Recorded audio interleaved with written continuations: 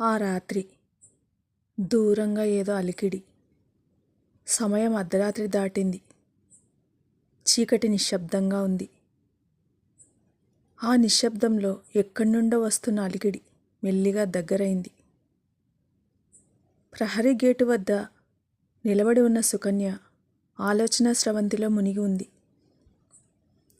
ఎక్కడి నుండో వస్తున్న అలికిడి విన్న సుకన్య అదేమిటా అని అనుకుంటూ ఉంది. క్రమంగా ఆ అలికిడి దగ్గరగా వచ్చింది. అదేమిటా అని చూసింది సుకన్య.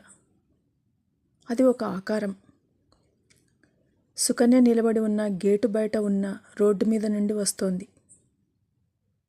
ఆకారం సరిగ్గా గేటు ముందుకు వచ్చింది.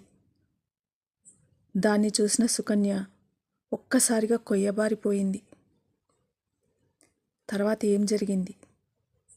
15 సంవత్సరాల క్రితం ఒకరి జీవితంలో జరిగిన యథార్థ సంఘటన